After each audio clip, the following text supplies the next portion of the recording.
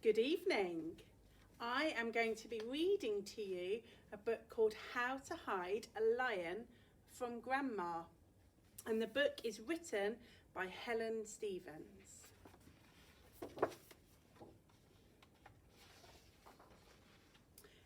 There was once a lion who lived with a little girl called Iris. He was a brave, kind lion who had saved the mayor's best candlesticks from some robbers.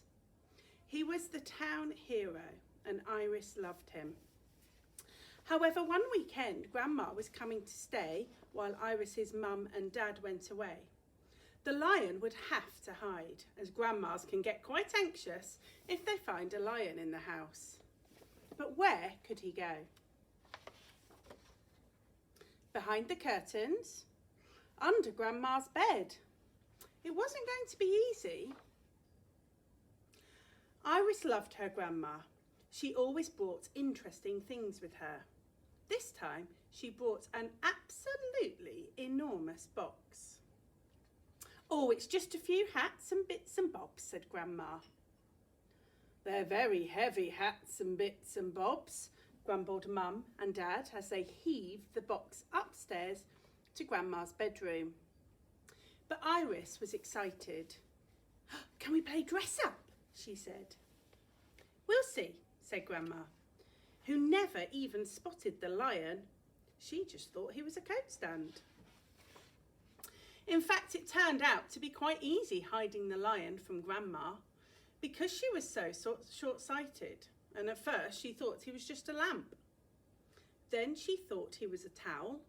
She even mistook him for a sofa. She never even noticed when the lion sneaked behind them all the way to the supermarket.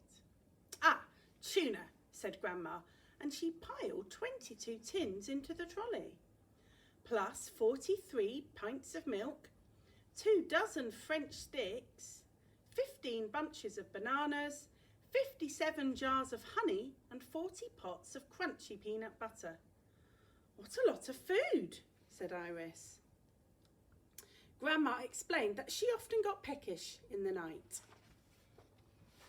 On the bus home, Iris asked if she could play with the great big dressing up box when they got back. But Grandma just said, "We'll see." In the end, there wasn't time, as Grandma spent so long making sandwiches and mountains of them. "I do like a little snack at bedtime," she said, and she took the whole tray up to her bedroom.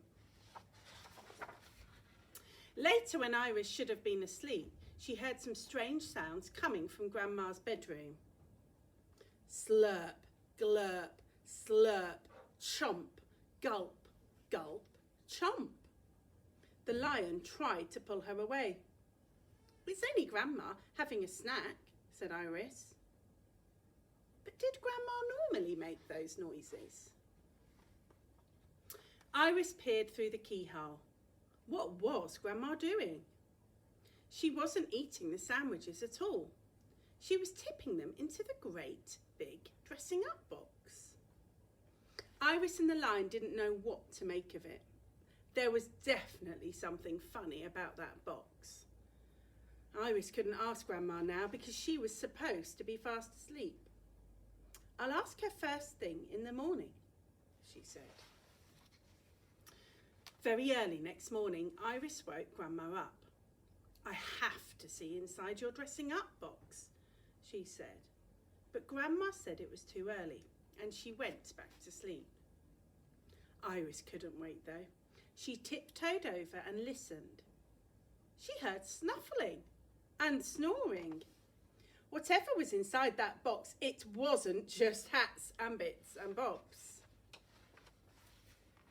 Iris climbed up to take a look. The lion was worried. He gave a little whimper. "Shh," whispered Iris.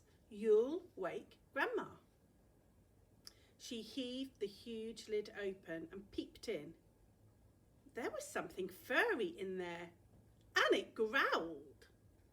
The lion pounced at the box. Roar! It tipped right over, and out tumbled a bear. All that noise woke Grandma up. Oh, good heavens, she said. You found Bernard.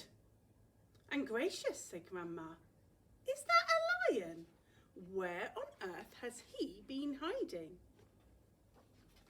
Bernard was a very friendly bear, and he gave everyone bear hugs. I thought you'd be frightened of him, said Grandma. I thought you'd be frightened of my lion, said Iris. And then they all played dressing up, with the hats and the bits and the bobs, which had tumbled out of the box as well.